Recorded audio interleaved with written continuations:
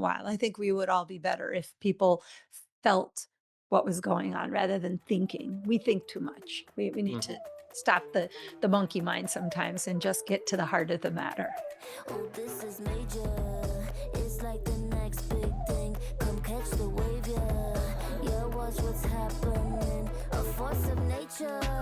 Hit 'em like lightning. Be the creator of the next big thing. We're the movers and shakers. We are the dreamers, the makers. We stand on top of equators. We are the limitless. We got the future, no papers. We are the innovators. We have the focus like lasers. You know we doing it big. Oh, this is major. Greetings and welcome to the Compromise to Alchemize podcast with me, your host, Dr. Neil Boltondani. I'm really excited for this episode you're about to listen to. It's with Sue Hitzmann.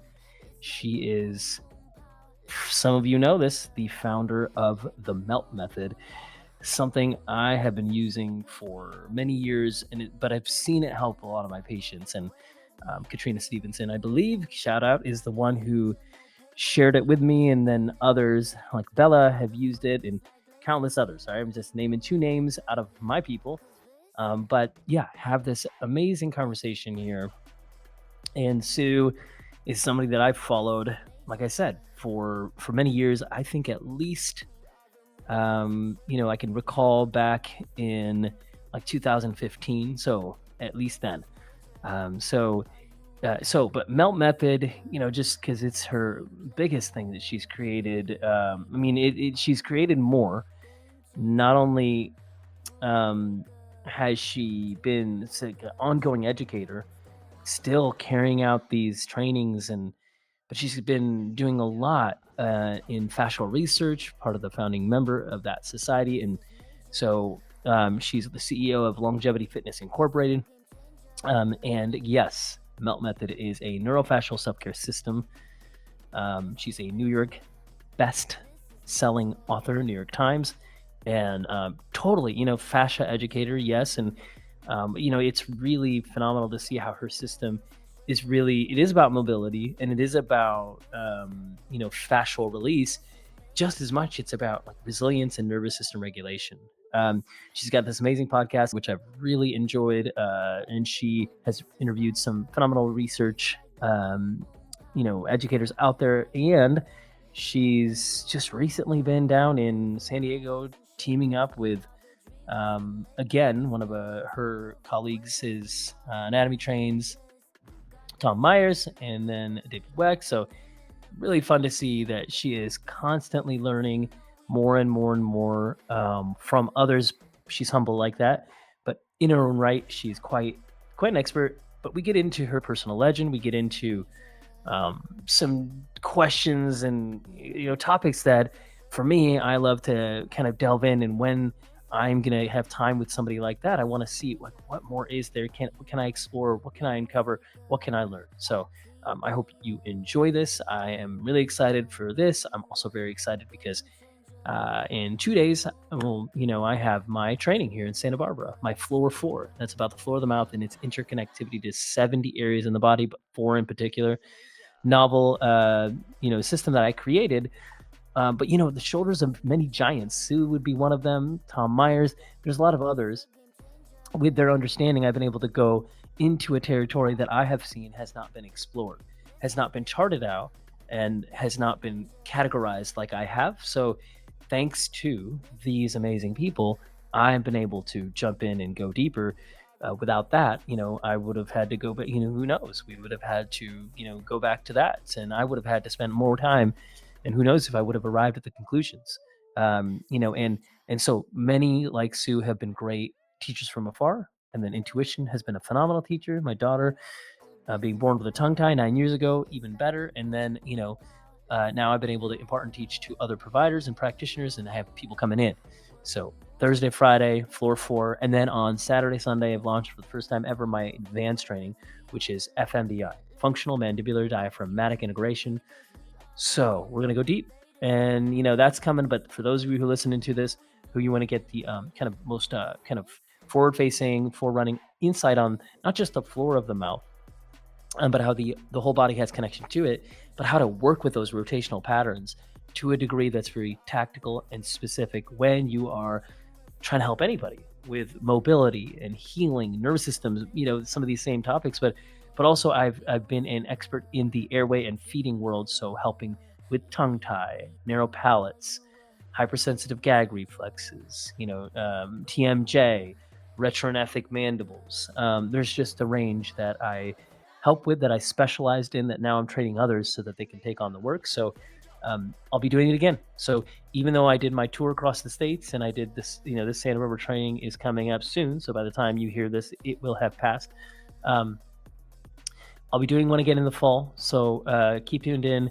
Follow the podcast, follow the Dr. Neil Bulchandani Instagram. I've launched a Floor of the Mouth YouTube channel, so check that out. So excited. It's going to be good to see what happens. But again, really privileged to have this conversation with Sue, and can't wait to know what you think. This is major.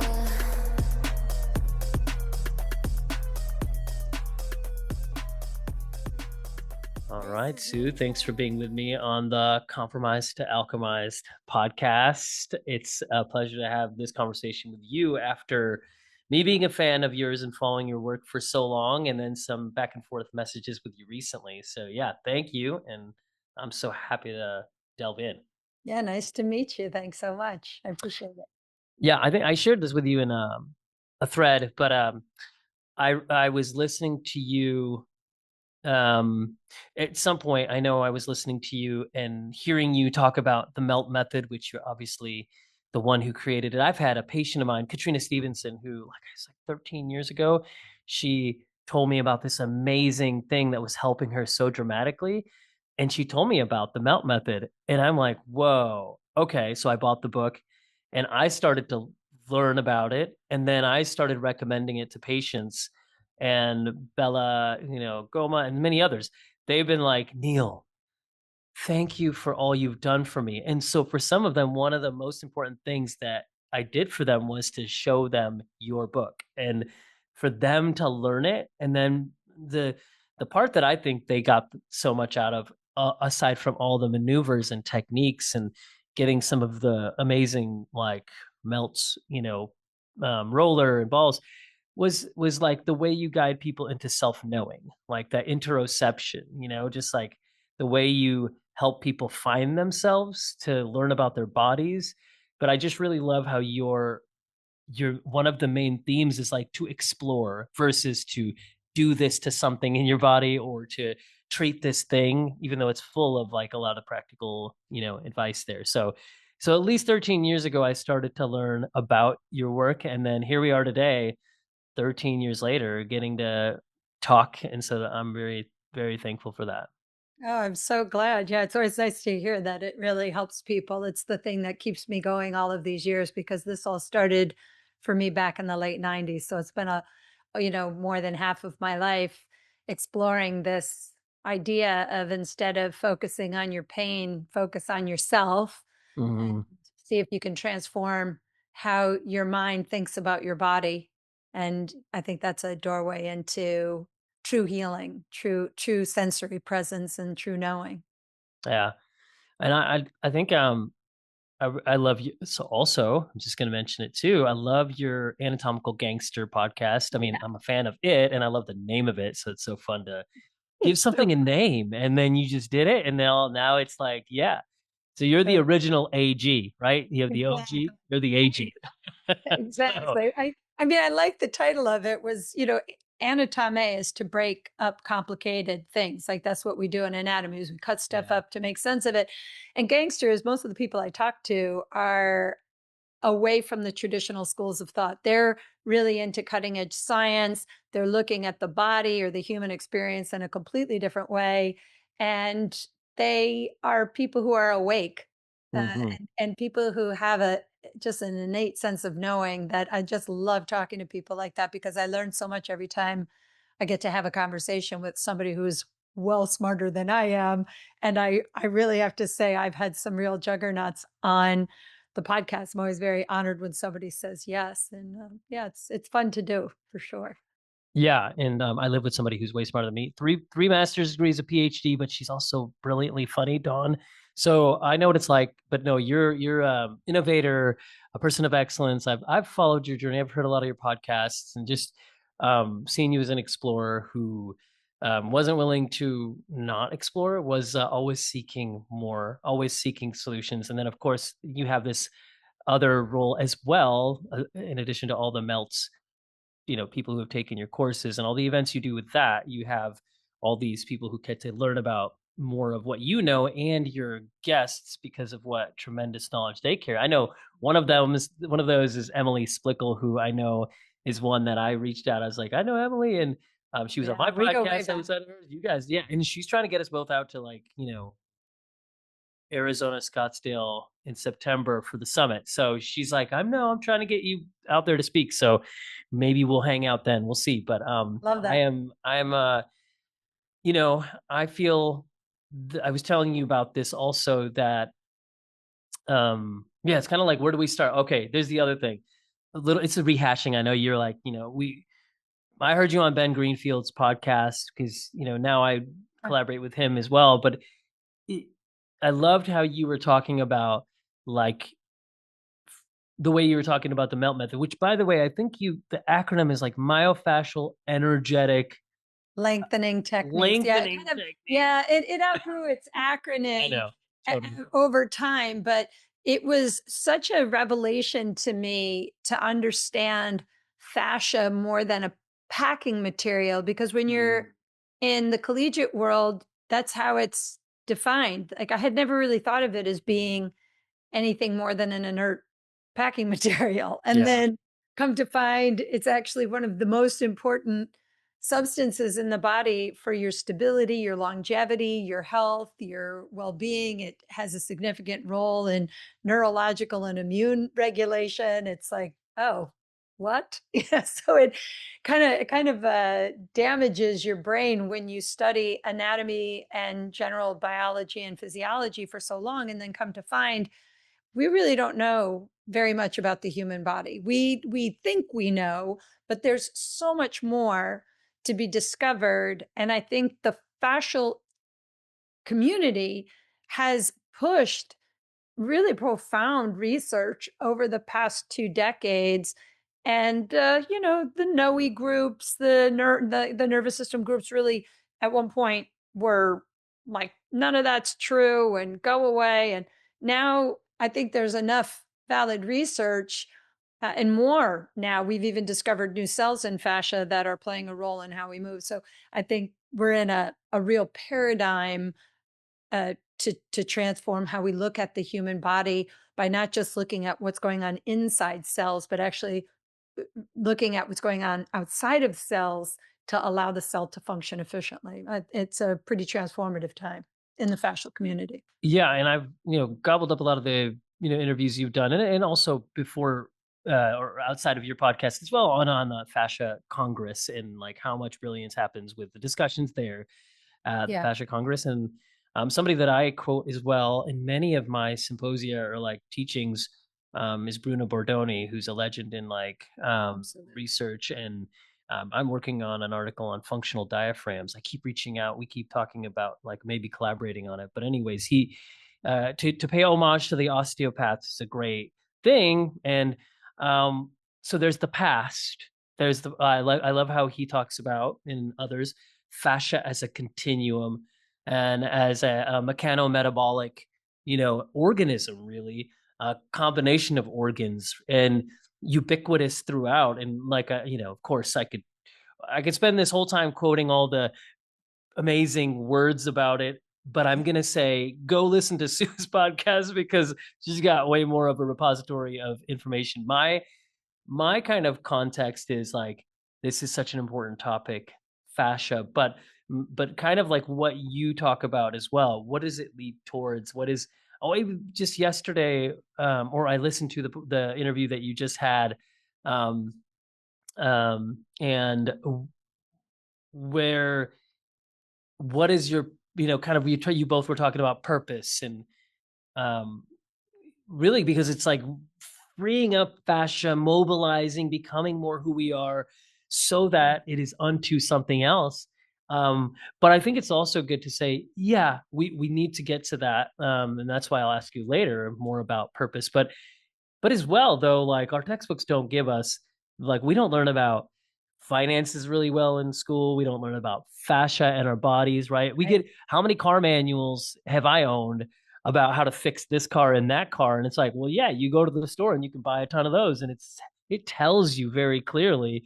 And I don't think later in life we're going to find out that there was fascia missing from the car, right? It's like so. Right, but I also wanna say, when you're young, I think it's really important that you're only in the present moment. I think Yeah, if we're worried too much about the future or we get young kids too worried about the future, it can cause a lot of anxiety, and I can speak for myself with my dad, basically, when I was 7, after watching, I think it was Snow White and the Seven Dwarfs, and I came downstairs saying, "Someday my fairy prince is gonna come and take me away from this place." And my dad's like, there's no fairy prince in your future. In fact, you're gonna be left alone.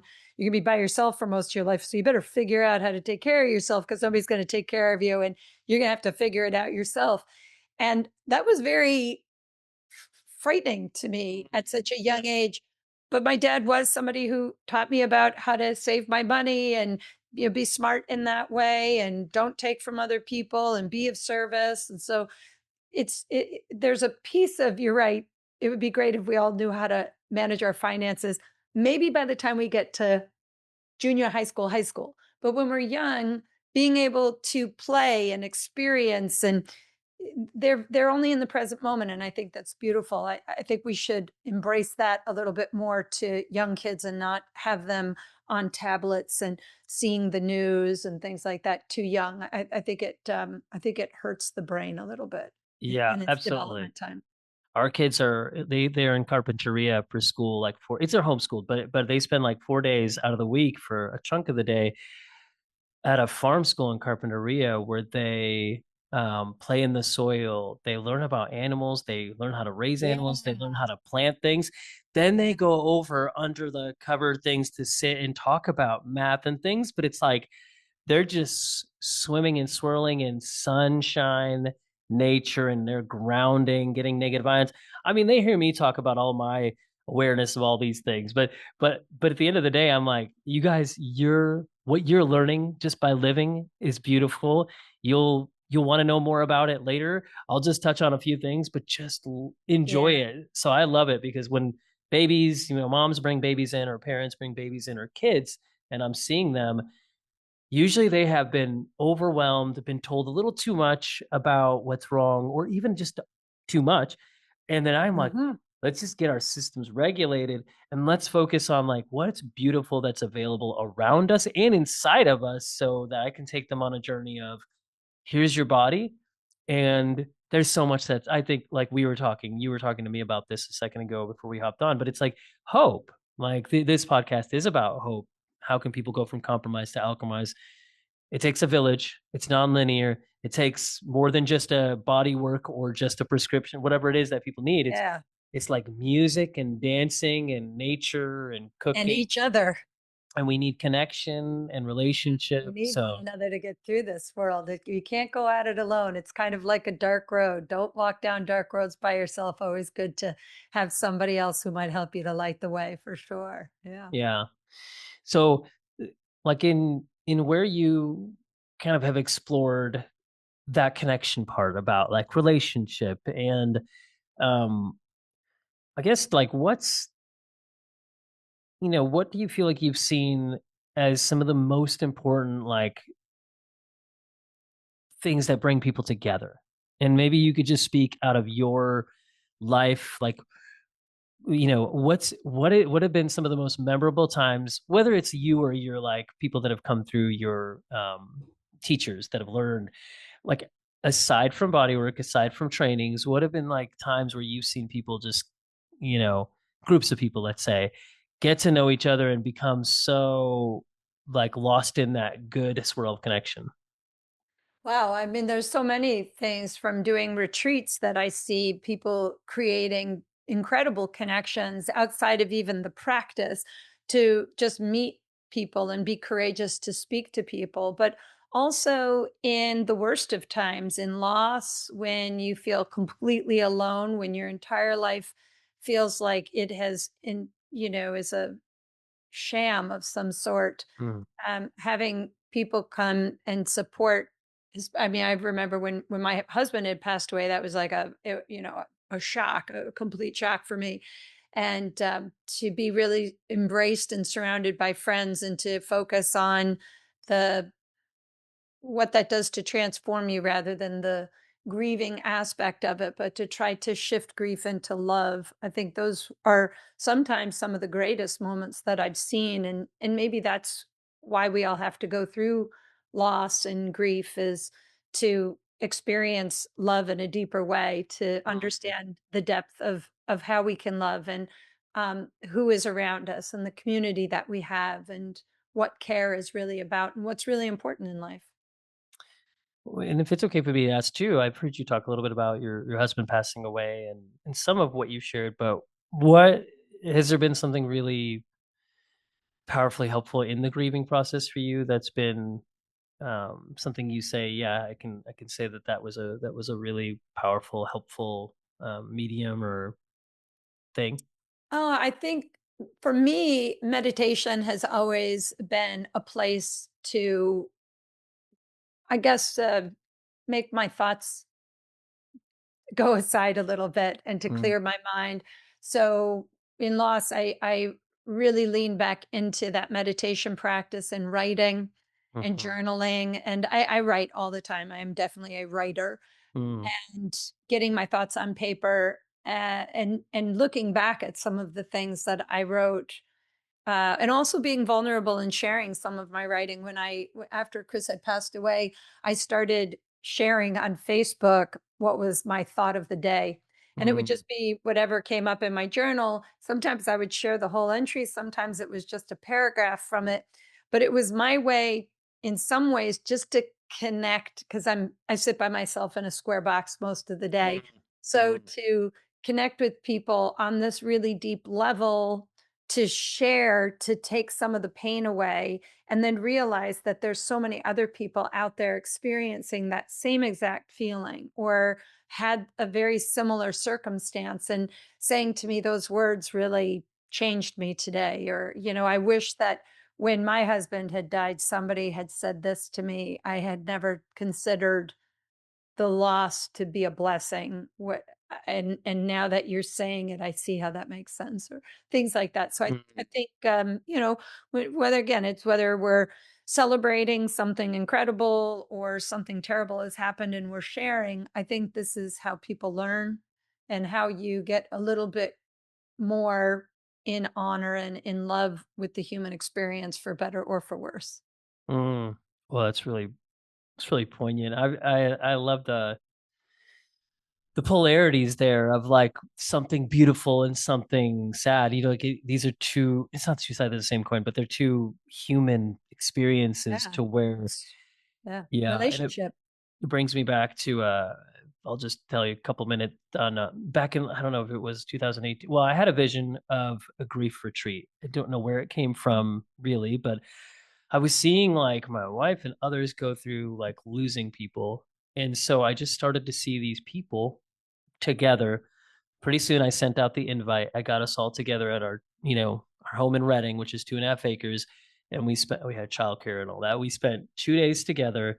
And each of these people I saw as artists or makers of some kind. So I just asked everybody, if you feel compelled to come, and then if you feel compelled to share whatever, if that's your art, if that's your creative outlet, how has that helped you grieve with what you're going through? So it was just us. We got together for 2 days and we all shared, and Mm, I'd say taught each other, but it wasn't like do this. It was, and I aligned or identify a lot as a movement artist, not as a mover or a dancer, but as a movement artist, and how moving helps me understand who I am and it helps me understand nature. And um, sure. so mine was moving in nature, and it was just natural what came through. My wife's very gifted writer, like you, and so poetry was her medium, and musician, and it was so profound. I'll never forget that time of how everybody was so vulnerable, and we did get into a place of closeness, and but it was heavy, really, it was.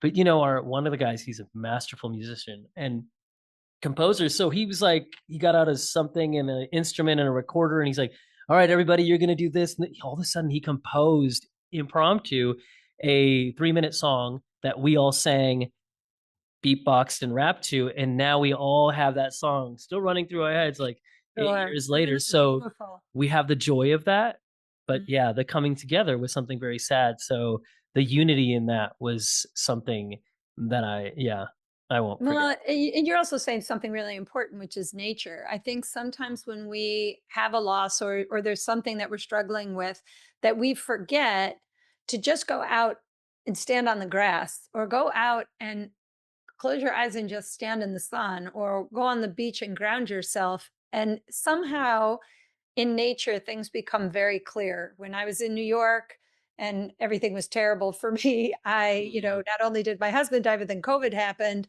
mhm, And there again was like, let's be completely away from everyone. Let's actually say that you can't go see your mom or you can't. I was like, Forget that. I'm going to go over to see my mom. Like, I'm not going to not go see my mother because of this stupid crap. No way."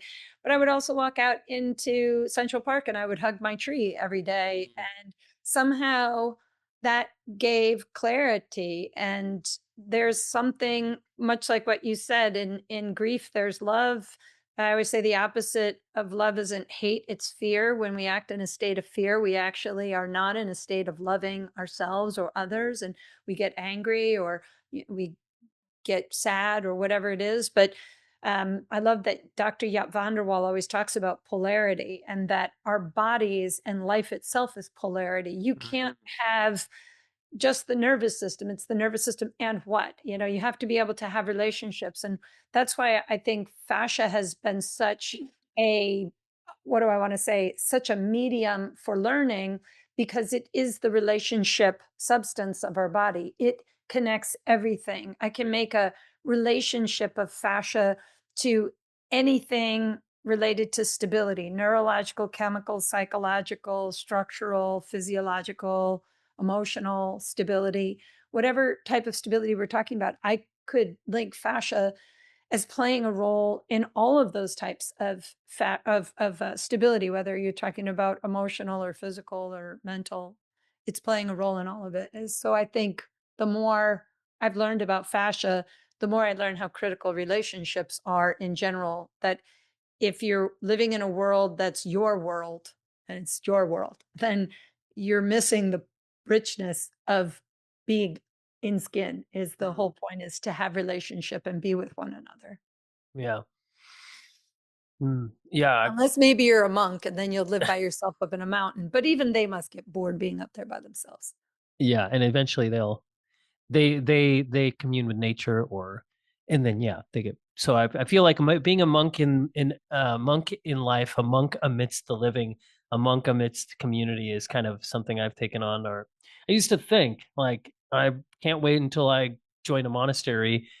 I don't know why I had that thought, but I love the sacredness of the way that it seemed and all of that. But then, and then I just thought, no, I mean, I love people so much, and I love being around people so much, and it's like, what is the, you could enjoy. I love early mornings and all of that, but it's like there's nothing so sweet as enjoying with people to share in awe of something like a sunset. So, Yeah. my Something dad. so simple. Yeah, my dad taught me a lot. Cardiologist, grew up in India, came to America, um, and this is going to segue into me asking you, Mike, who's been one of your best teachers, because I learned so much from him. And then there was nothing like my daughter being born with a tongue tie 9 years ago that taught me to delve into where I was intuition, yes, but then to listen to her and lean into what is helping her in this moment with the issues she was having related to this, and her, her organs out of alignment, colicky, all of that. And that's a separate journey. But intuition it was a greatest teacher, then my daughter became my best teacher, and then now all of life is just an ongoing education. I can point at some people, but yeah, I want to know from you, like, who would you say? I mean, you feel like nature could be one of your answers too, but who would you say, or what would you say, has been some of the greatest sources of teaching for you? Well, hands down, my mother. My mother was diagnosed with bipolar 1. And so for my whole life, I've watched this absolute wave of emotional upswing and downswing. And if people have never really experienced what real bipolar disorder is, compared to when people then say to me, "Oh, well, all of us are up and down." I'm like, it's different. Okay. Very Like different. when your whole mind kind of breaks, it literally, the best way I can describe it is like having 4 file cabinets full of every file of your entire life, and my mother will pull all the file cabinets open, take all of the papers, throw them up into the air, and then just randomly catch a few, and then that's what's coming out of her mouth. It's like thoughts in a blender, and it's so delusional and so hard to understand, and for years, I think I had a hard time understanding what it was because, your mother a particular way, and then she's this other person, and then she's this depressed person that is rocking and can't function. And it's just heart wrenching. And then also, when she finally comes out of it, she almost doesn't remember. So that's also a tough thing to witness because I tell my mom, it's like you took a gun, you put bullets in it, you shot me as many times as the bullets were there, and you don't even remember pulling the trigger, but I got like holes in my body and I'm bleeding from Mm. the assault of your words. And everybody else around you is that way too. So I think she's been an exceptional teacher in discovering the root of mental health problems. There's always something that is underlying the milieu that most often is something that either they themselves haven't come to terms with or they've never told. And, at 55, I've only just recently discovered a family secret that is pretty mind blowing to me. So, knowing these things, I think I can have a lot of compassion for my mom, but I also have a lot of compassion for the mental health industry because there's very little support. And knowing how to work with somebody with mental health issues is tricky. So I'd say she's my number one teacher of how to not Mm. live in life. And I think Gil Headley is probably one of the most profound teachers for me because I had already studied collegiately, academically in exercise science, anatomy, physiology, etc. And when I met him and we did this layer by layer dissection and we removed the skin and come to find there's this layer that I would have just thought was adipose tissue, and no, that's superficial fascia. And it's actually a receptive system that's helping to buffer life. It's helping you with buffering metabolites with your lymphatic system. It's helping the sensory information come in for your nervous system. It's a buffer. And that was probably one of the biggest light bulb moments for me as a practitioner to realize that I hadn't been taught something incorrectly. I was just taught something that was incomplete.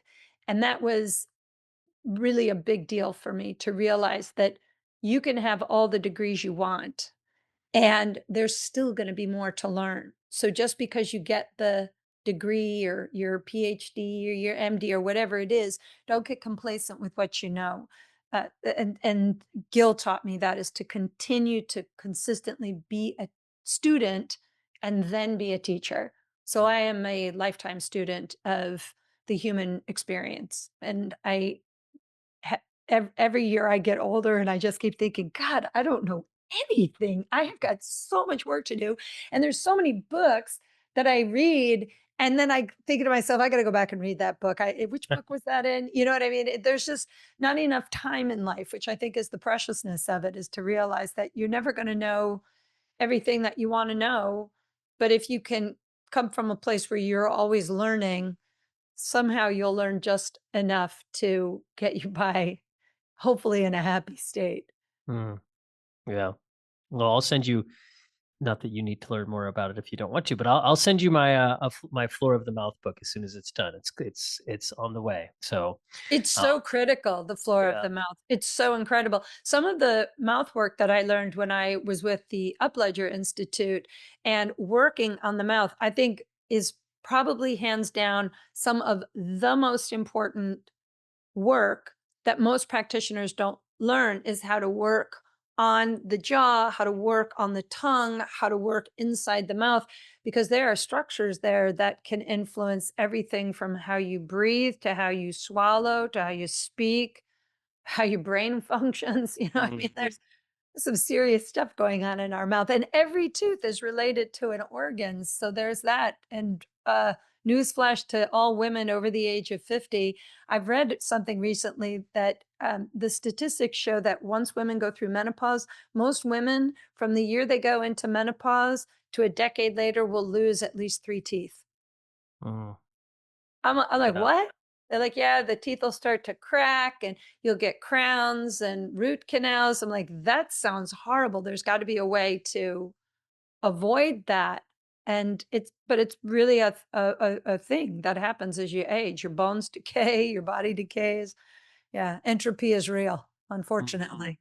yeah. Yeah. There's a great hormone expert that's a dentist, Lydia Ryman. She's in Beverly Hills. I collaborate with her. You track with her. She's doing brilliant things to help open the understanding, but help with that intersection because oh yeah, and also I love Chinese medicine and how it's taught us so much about these, and also Jerry Tennant, these voltage areas and how the Yeah, teeth are. exactly. There's a lot of these places that so it's the great beautiful thing that we have so much available. We can learn so much.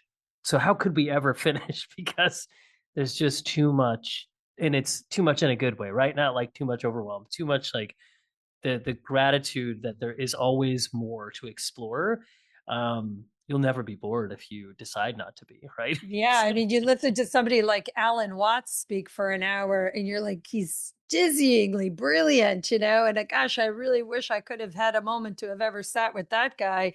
And yeah, I mean, there's so many brilliant educators. Thich Nhat Hanh also, some of how he describes pain and life and movement and breath. And I think, yeah, I think there's so many fantastic educators that if you're really just wanting to learn about the human experience, there's a lot of writing out there that can change what you believe about or what you perceive, what we perceive, we believe, right? But it can change how you see things and how you connect with other people. Like even with my mom used to drive me bananas. And now when she says things, every once in a while she'll kind of annoy me, but most of the time I'm like, oh, there she is doing that again. And I just pause and take a breath and Mm. the annoyance kind of passes and life goes on. So I think there's a moment there when you're very frustrated with your life to just sit still for a second and watch how that feeling can dissipate if you just breathe. Yeah, that's good. I love your humility too, and just you list number one of your best teachers as. I mean, I love that you did, and it's really poignant. It's like we can be taught by things that aren't easy. We can be taught by things that aren't for us per se. Like a lot of that was a battle and a struggle and a challenge, and it could subsume someone. It could make them feel like you turn that into an antagonist, and yet it's pretty telling that you took that as a teaching tool, or you have been able to later look and say, I'm gonna look at that as a greatest teacher. So um, that's Pain wisdom. is a great teacher. Yeah, pain's a great teacher. I mean, Yeah, I really have to be honest, Neil. I think that we are really in a world where we're trying to make life way too easy. And I got news for people. Life's not here to be easy. If yeah, your life is super easy, if every day is no problem, I don't know. I kind of think you're not really living your real full life. I think that you're taking the easy road, and I think you're missing rich opportunities if everything's so easy peasy. You challenges are what challenge us. This Yeah. is what gives you a little bit of chutzpah and pushes you to say, "Well, I'm not going to do it that way anymore. Wait a darn minute. I'm going to change my mind about all of this and do it differently." Otherwise, I think you miss it. What was it in Ferris Bueller? He said, "Life moves pretty fast. If you don't stop and take a look around every once in a while, you could miss it." Mhm. I think Yeah. that's true. I think we could miss the experience by just wanting everything to be so simple and so easy. Yeah. Well, your yeah, your story is taking me on different places. I remember when I was working in a food manufacturing plant as a chemist, and I couldn't stand it. I was working the graveyard shift, and I would go in there and analyze chemicals, and I had to okay chemicals that weren't okay to later become gold. No trans fat Mm. Oreos, right? Sans trans 49. That's the oil that made those Oreos. I worked at that plant. Ugh, Um, Crazy.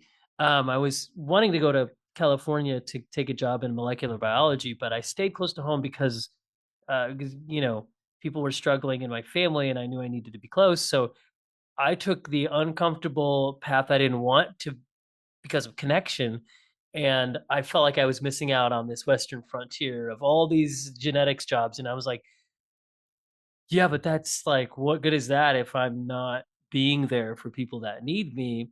Well, mm. then I ended up in this job and I'm like, what am I doing here? But my brother, somebody jumped on his back, somebody jumped on their back, hurt his back. He went to a chiropractor who was the kid that jumped on his back. His dad's chiropractor helped my brother through a fracture. I went in to prove him wrong, skeptic, because I grew up as the son of an MD and didn't think anything of holistic health. Um, and then 3 months later, I was in chiropractic college because it had so helped with my asthma. And I'm like, so who knows, right? These things like leaning into discomfort and doing things that you might not want to do if it's something you tackle could lead you towards kind of a vortex of a portal. And chiropractic was kind of a portal for me to go into other healing modalities. But Yeah. yeah, there's so many moments to where I'm like, you ride the wave of what could be uncomfortable because at least you'll know you might gain something from it, but even if you don't, you will because you'll become someone different in the process and you'll become more refined in your focus towards whatever it is that you feel beckons you towards your purpose. So, Well, that's a big word right there is purpose. You had mentioned when I was talking with Carrie Lapoli on Anatomical oh yeah, Gangster. that's right, Carrie. Yeah. Yeah, that's a big deal. If you really have a passion, a drive, if there's something that you feel you're put here on the planet to do, it doesn't matter what comes your way. You're just going to figure it out and you're just going to keep going. And that takes a lot of tenacity. It takes a lot of inner knowing. And yeah, as a business owner, I can only just say if you are an entrepreneur and you're doing it to make a lot of money, I kind of think you're already in it for the wrong reason. And it's going to be a long, hard road. But if you're in it because you've discovered something that you could share with the world and it could make somebody else's life easier, that's actually a pretty good purpose is to help people have a better life. And if you focus on that, you'll probably make a lot of money in the long run, but you'll also service the world. And I think we're here to serve one another. I Mhm. do. I think we're here to care for one another and love one another and serve humanity to make it better. Yeah, I love when Carrie said, "We're here to serve each other," and like, let me just be straight. We're here to serve each other, and then she said obviously a lot more specifics after that. But I'm like, it's so Yeah. foundational to being of service. Serving has love written all over it, and when you serve in love, then you delve into a purpose that is like we are here for this reason. And then I'm going to ask you. I'm going to jump ahead to ask you this question because I feel like we're at that question that I really, for me, it's more than just two questions that I'll ask you. It's like use these as springboards to jump into like the ocean of what you feel you want to share with wisdom here. But um, So in the book, The Alchemist, which is one of the muses of my podcast name, is Compromised to Alchemize. Paolo speaks of the personal legend. And so Mhm. the old mystical king on the bench talks to Santiago, the protagonist, and Santiago is, at this point trying to find his dream, which um, he's looking for. And so the line that I love is the universe conspires in your favor when you are in pursuit of your personal legend. Yes. So legend could mean like Paolo, when interviewed, says it's your dream. He's so simple, which I love. When I talk about it, I'm like, I had a lot of more words like, what's your purpose? What is your calling? What do you put on this planet to do? But I love Paolo's as well. So for you, yeah, Sue, what would you say, is your personal legend? I mean, well, first of all, I love that book. And when I read it, I don't even know how many years ago I read that. I feel like I might have been in college when I read it.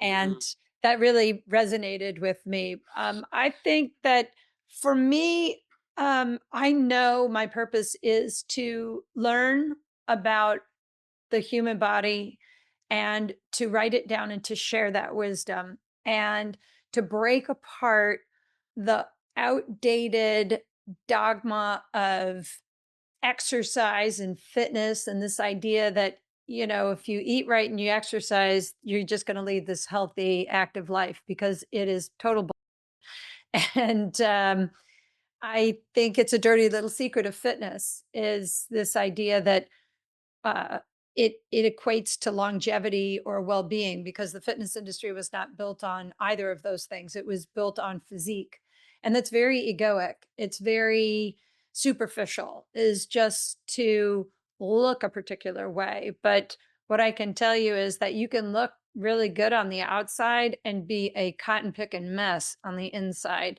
The fitness industry is chock full of body dysmorphia and disbeliefs. A lot of people who overtrain and then get repetitive stress injuries. And by the time they're my age, they have at least a hip replacement or shoulder surgery of some sort or a knee replacement.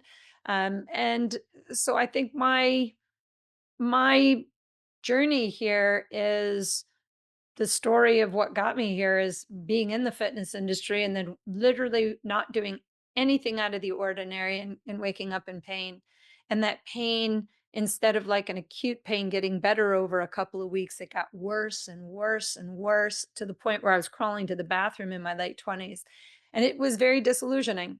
So, in learning that, it was maybe a blessing because I learned that at a very young age and I had bit into this idea of eating right and exercising was the recipe for healthy living. I had the body everybody said that they wanted, but at the ripe old age of 28 years old, my body was breaking down and it veered me out of the fitness industry to find this discovery.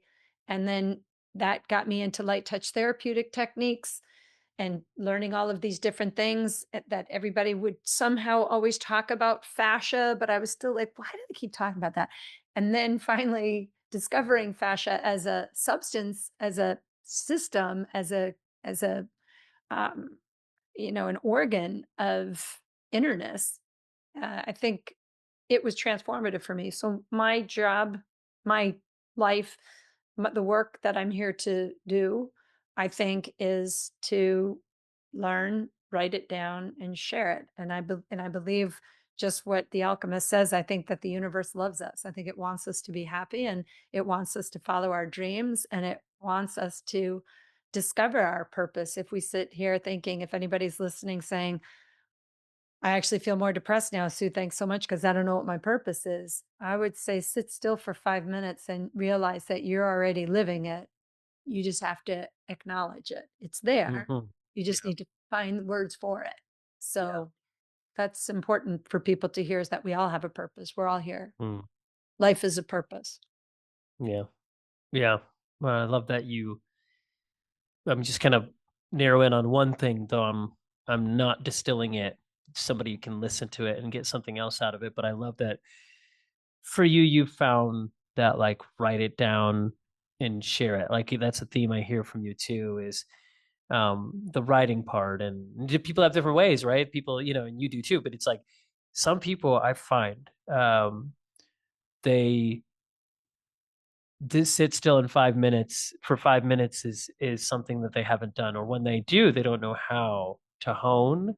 And so for me, I've meditated for 3 decades, since I was like, well, let's just say I've meditated for about that long, but I didn't know I was meditating on gloom and doom and melancholy. And then later, for the last 2.5 decades, I've learned to meditate in a way that brings me into wholeness. But um, writing, singing, playing an instrument, whatever ways people commune with themselves and with nature and with sound, these can be such great ways of seeing yourself, finding out who you are. I so many times in the past I would say out loud and voice record it, go back and listen, and I'm like, "Oh my, I can't believe I said that," or I can't believe I have, how many journals, every journal I keep it in bins.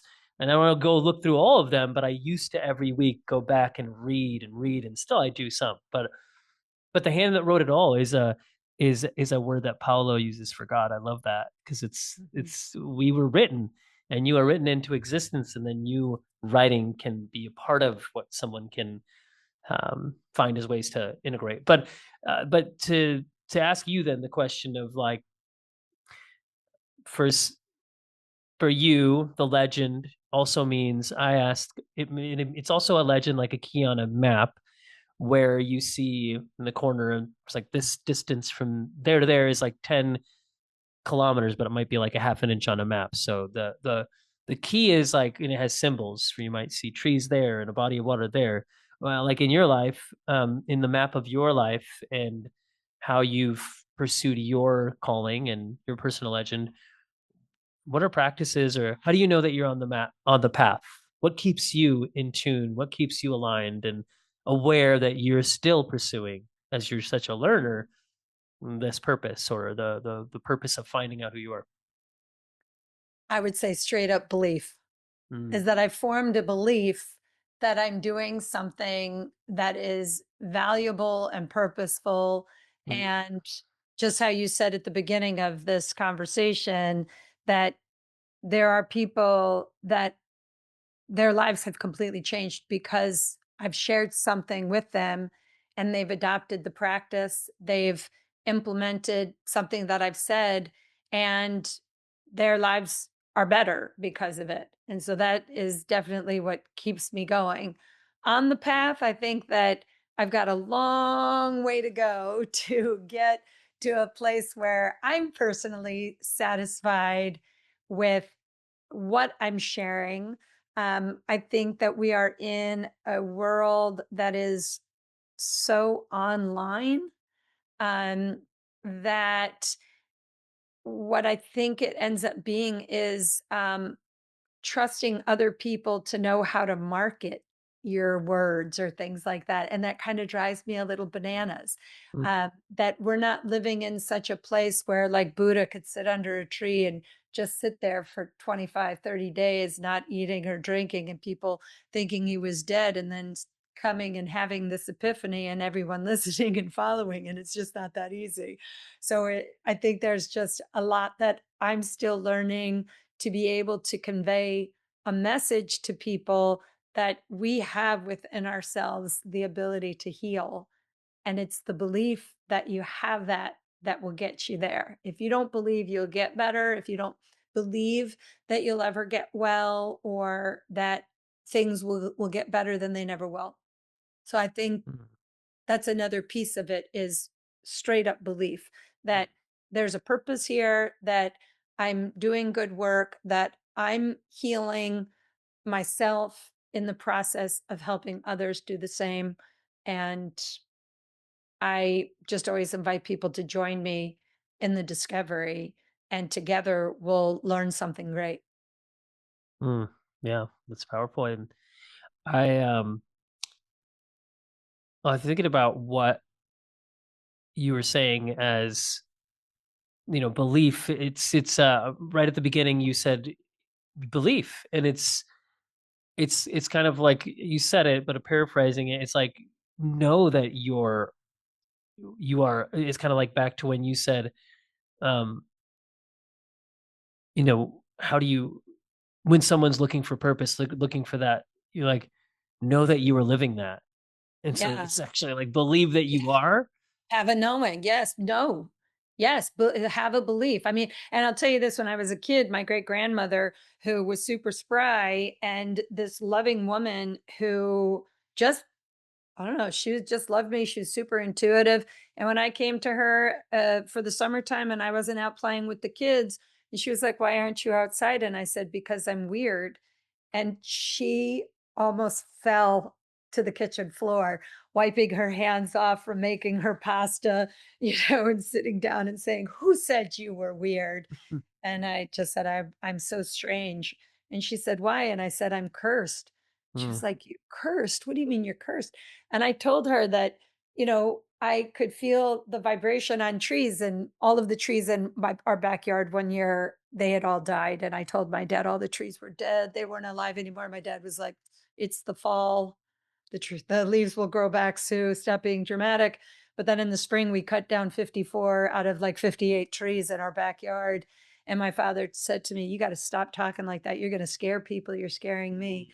But my great grandmother assured me that what I thought was a curse was going to be my greatest blessing, and to not lose that gift, because that was something that was given to me. And so it's my job to carry it and to not give it away to my father's beliefs or anybody's beliefs. So what if they think you're weird?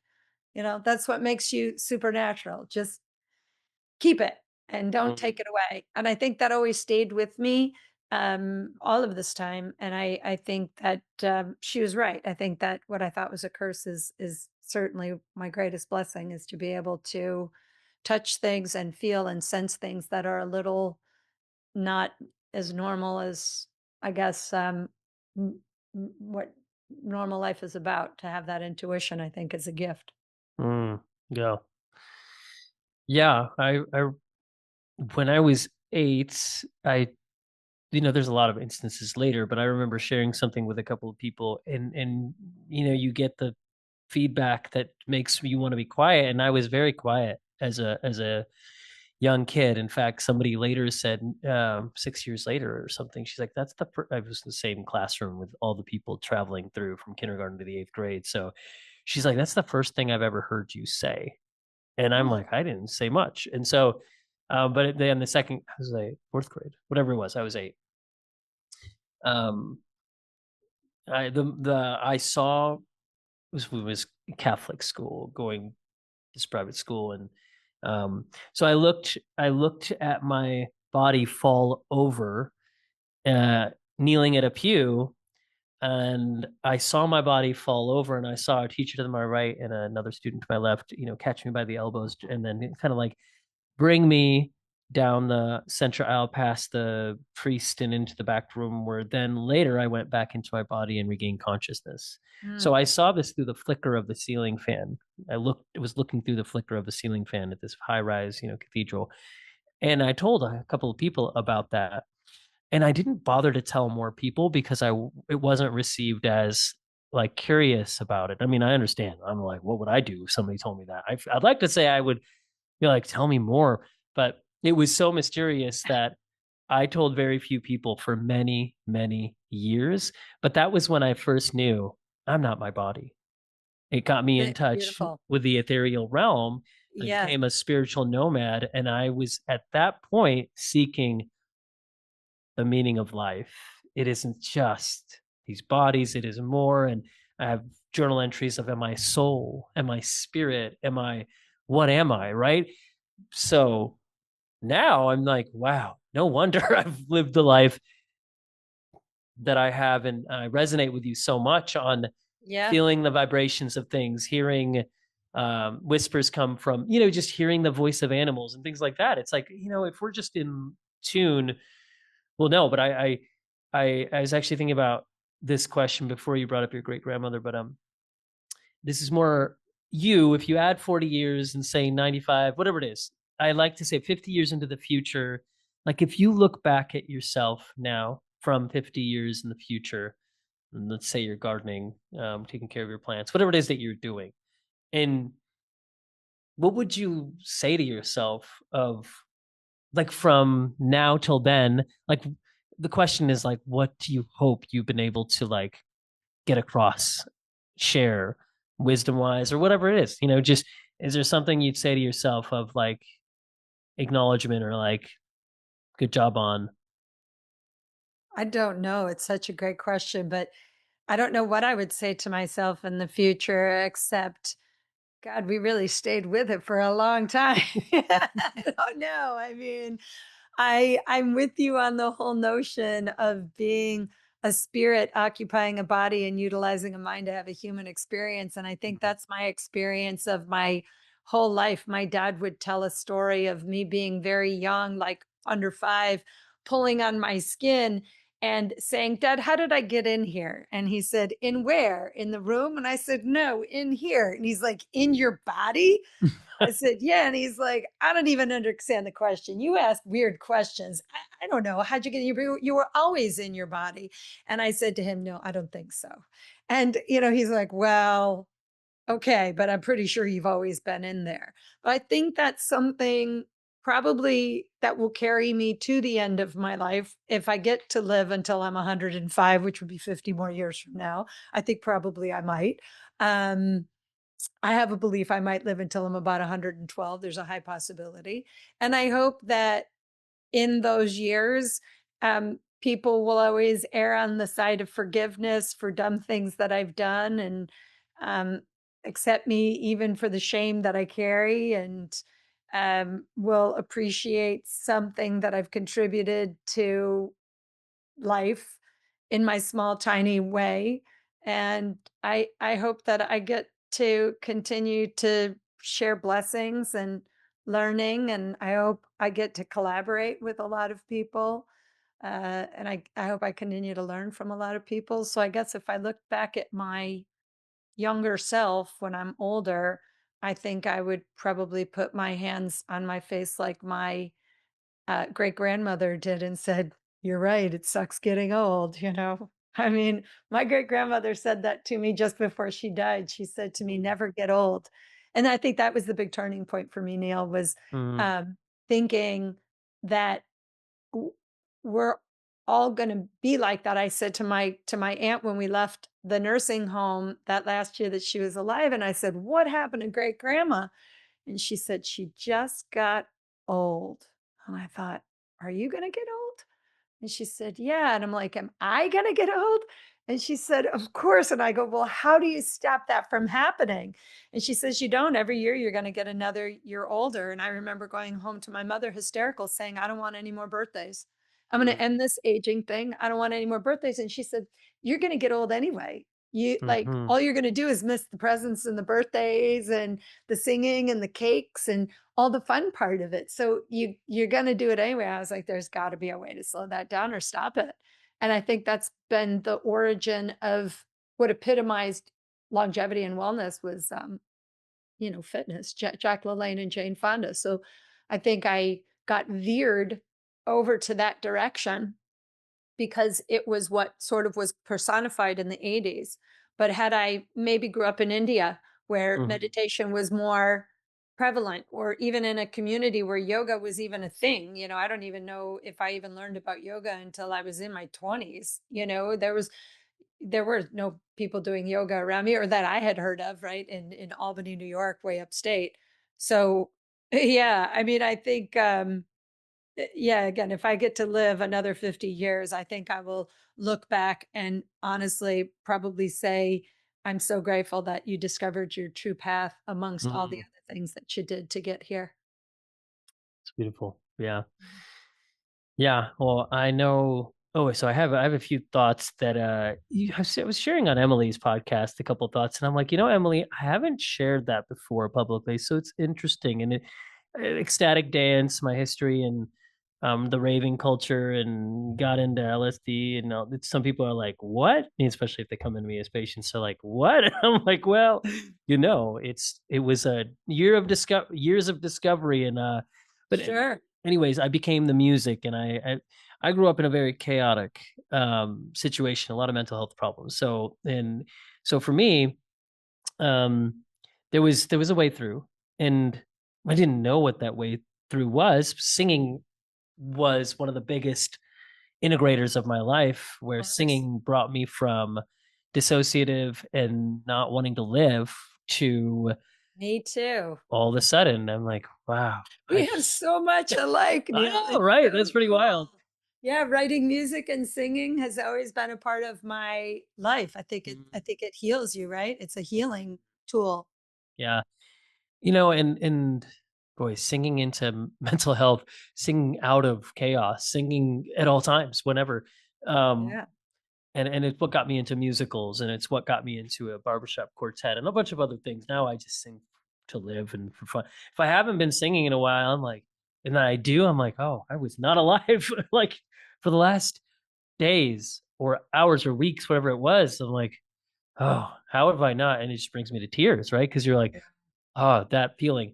I is leaning into what is there and available and being present is something that when I grew up, like I mentioned, I used to dread the dawn, the way the sun would come up because I hadn't slept. I had insomnia, I had horrible nightmares and all these things. So and then when I found healing and wholeness. I couldn't wait for the sun to come up because I was there having had a good night's sleep and I woke up so that I could see the sun come up so I could write a poem about it as opposed to a poem of dread and lament that I used to write. So my wife is Dawn crazily and she is wild that I didn't know that the dawn had been such a central point for me. Um, I saw when I was had come out of chiropractic college and um, moved to the California, and I was delving. I was constantly. I was led to set aside a month. Now I look back, I'm like, that's crazy. A whole month to meditate 12 hours a day, and I just enjoyed. I was swimming the length and the width and the depth of the pool, and meditating and seeing how long could I repeat these sounds without coming up for air. And I had this clarity that told me to stay in the city because I would meet my wife. And I also had this vision of a scroll that came down, and I saw on it these words that said, "You will sing joy over India." My heritage is Indian, but Mhm. "You will sing joy over India." That paired with another word. I'm telling you a little bit of my personal legend. I, I don't always share it, but I'm going to share it just because I feel like there's a through line in my personal legend. I knew back then, and even a few years before I graduated chiropractic college, that I would be involved in a field called psychoneuroimmunomusicology. Ah, Psychoneuroimmunology exists, and sure. acoustic Mhm. I like psychoneurobiology that. exists. Yeah. And so Check now, that out. the end of last year, at the beginning of this, I'm an advisor to a neuroacoustic company, and I'm collaborating with another neuroacoustic company on psychoneuroimmunology, but we're bringing music into it. And so I follow the words that I've been shown in from these immaterial, ethereal realms because if I didn't, who knows where I'd be. So I think I've been given a gift of being outside of my body to see that it isn't it.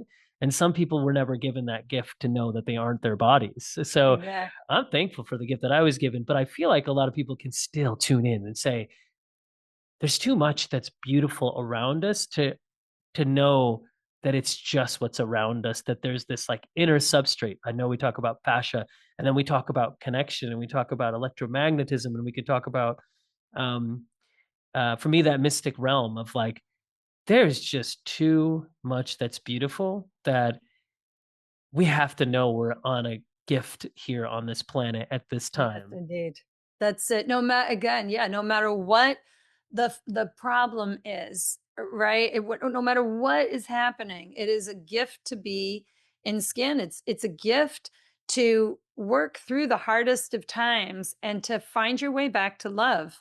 Whatever it is, I think it's really important that even when you're so angry at somebody, you could just just assault them with your words is to just pause for a moment and remember that you love that person Mhm. and to not get so riled up with their words back at you and to just pause. I think that's important. And I also think that's why psychedelics are becoming more popularized now. I mean, they've been used for centuries, right? To create a rite of passage, 5-MeO DMT for like up in the Sonora Desert, there are tribes that's their rite of passage at 13 is to use a psychedelic, or maybe it's LSD, or maybe it's psilocybin, or now ketamine. I just interviewed somebody who works with ketamine in a ketamine clinic, and I think it's important for people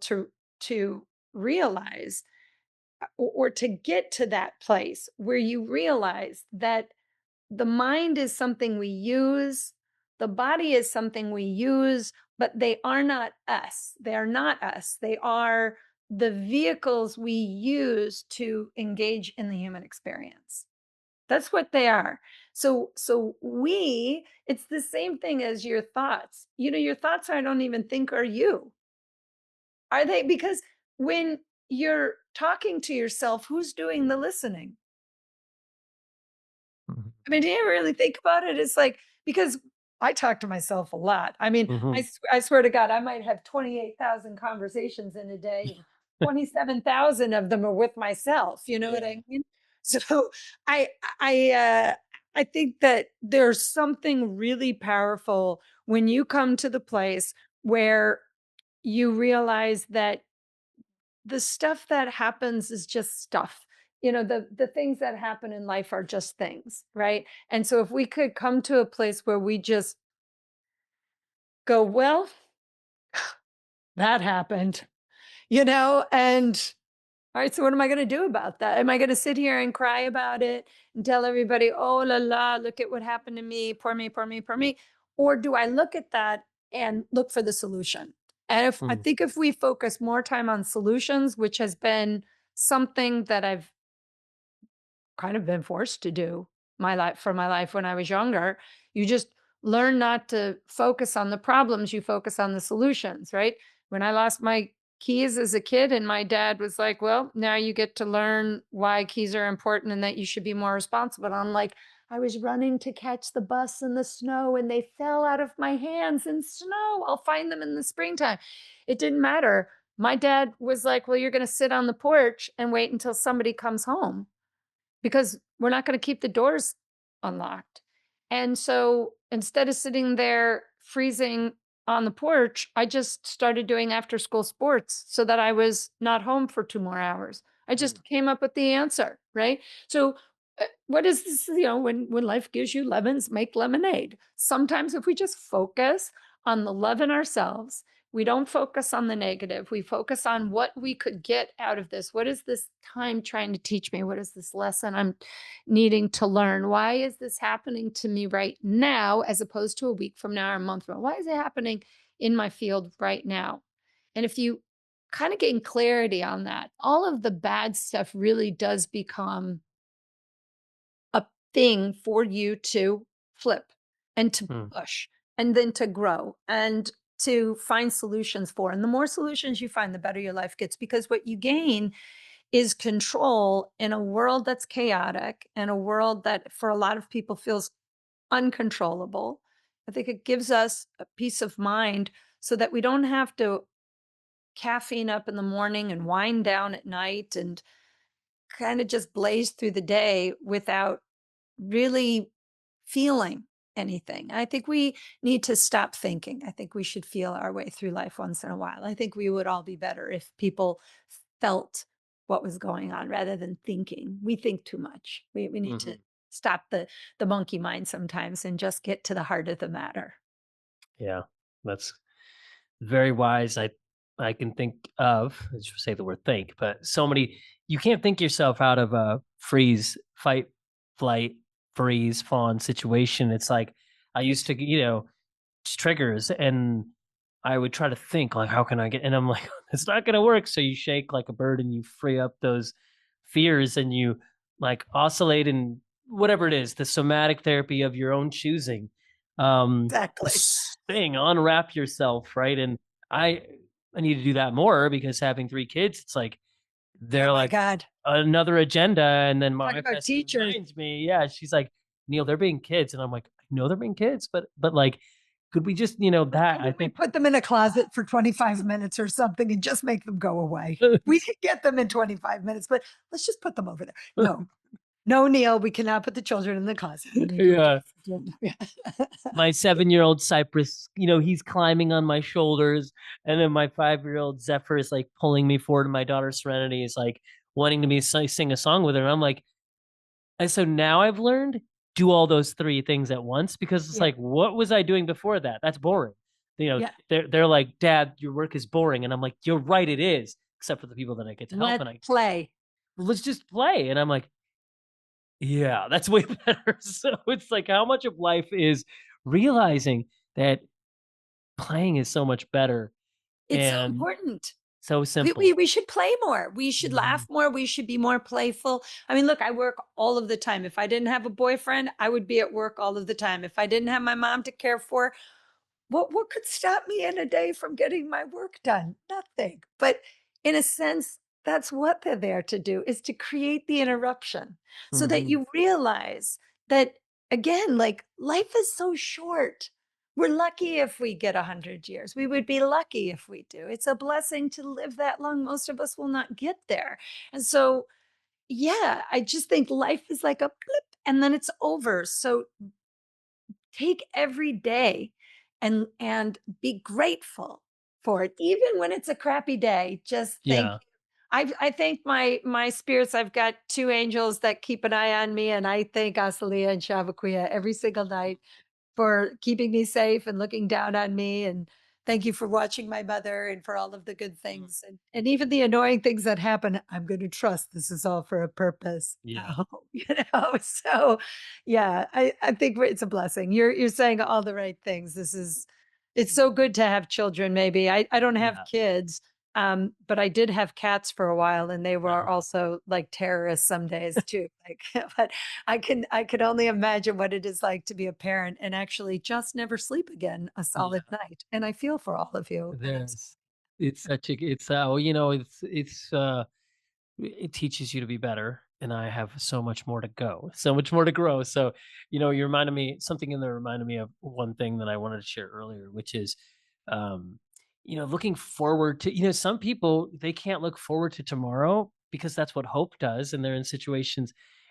So yeah, with me, I remember I grew up with, like I said, it was hard and all the things and my own relative struggles. And for a lot of and I had a lot of expectations on me by others and myself, and I was destined for great things, and yet so many people and it's a great problem to have when so many people think that you are going to accomplish unbelievable, staggering things. But for me, I was so insecure, I was crumbling. I was crumbling from that pressure in high school. So that's what led me to do a bunch of things like go explore, all the things that I did, get lost in drugs and music for a while. Music's good, but I mean, it was the other thing that wasn't good at that time. Different than what you're talking about. right. Very different than what you're talking about, microdosing psilocybin, Yeah. and those things, right? The ketamine, those are amazing resources. The way I was doing it wasn't because it was distracting myself. But what I did do is I realized I was sabotaging my life, and so I made this declaration of like, I'm only going to live to 77 anyways. That's Mm. somehow a mantra I believed in, and I started saying it. So thankfully, when I found life again, when I found hope, and when I escaped the insomnia and I found healing, and the a little bit later, I began to realize what I had done as I'd spoken those curses. So I had this encounter with time as a being, and out of this very ripe series of, it was at least a week solid where I had hours a day encountering time. I partnered with time because we are eternal, so time is this finite thing, right? And partnered with time to look at my life and remove all those things that I'd said and take off the curses. And I didn't have to do a lot of work. It was very easy in the moment when you're led like that. So I saw an extraordinary amount of energy increase, an amount of hope, and seeing the future, not just optimism, even though that's really important. The ability to see into the future became a lot easier Mm. when I got rid of this self imposed end of life thing that was very dark for a while.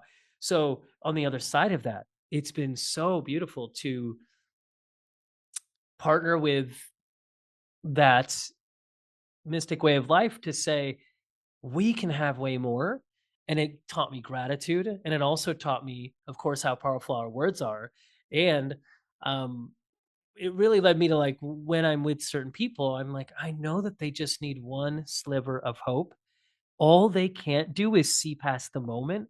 And so if you can't see past the moment, you can't see 5 years, 10 years, 20 years. All you see is until that moment. Mhm. So so I think you've given words of hope. I think you've given slivers of light that will become shafts of light for people to then see, oh, their future can be illuminated when they have it's especially you've lived with a tenacious way. I see how much tenacity it sounds like you've had in your life to bring you to where you are today. Um, so I mean, yeah, I would love for you to just kind of leave us with any words of wisdom, any additional slivers or shafts of light, anything. And then of course I want to have you share. People are gonna, they're gonna know Anatomical Gangster, the show notes, and all that. We'll have where to find you. But any words of wisdom before we bring ourselves to an end here, and I'd love for you to share that. I I think if I gave anybody a word of wisdom, I would just simply say, when the voices in your head are telling you you can't, make sure it's only the voices in your head and you're not around people who are actually instilling those types of belief.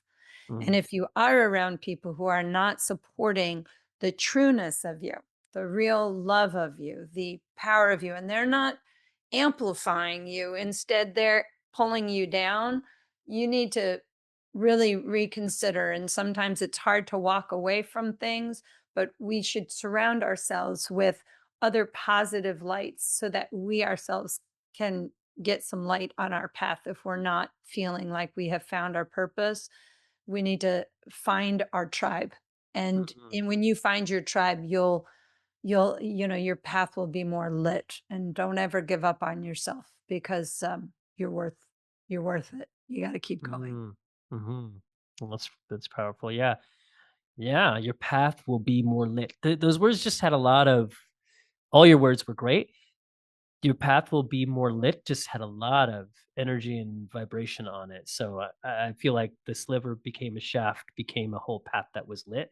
So thanks for conveying that, and yeah, just sharing your wisdom and spending this time with me for the people who will listen to this. Yeah, I love that. Yeah, if somebody doesn't have their tribe, come hang out with our tribe. We're always around. We've got a whole community of like-minded individuals. I'm certainly not alone on these ideas. So, Yeah. yeah, I mean, like, if you're hanging out with Neil, you're already halfway there. So, Hmm. you know. Yeah. So yeah, aside from people coming over to Anatomical Gangster and tuning into your podcast, how else can they engage and follow your work? Yeah, come find us at meltmethod.com. I do online events all the time. We have live classes that we do. We have thousands of instructors worldwide that you can meet and connect with and help in your lighting your path. Hmm. We're also on social media, Instagram. You can find me under Sue Hitzmann or Melt Method. Yeah, and we're here. So reach out if you need some support. We're here to help. Yeah.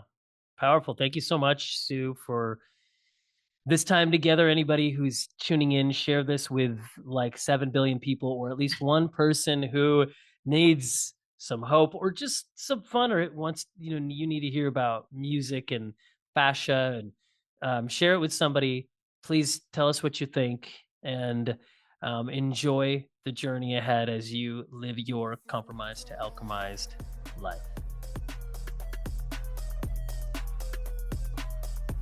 Thank you for listening to the Compromise to Alchemize podcast. Really excited to thank Jessica from Lunalux for the music, this track called Major. I want to thank Toshi, who originally did the design work for my cover art. And then I also want to thank Alyssa for my team for podcast publishing, and my whole team, including Kat, for heading up my world. And then also definitely want you all to follow me on YouTube, follow the podcast on Spotify or Apple or wherever you get your podcast, comment, give us a rating, and also follow me on Instagram at Dr. Neil Bulchandani so you can stay tuned to my latest. Thanks so much, and you have an amazing day. This is major.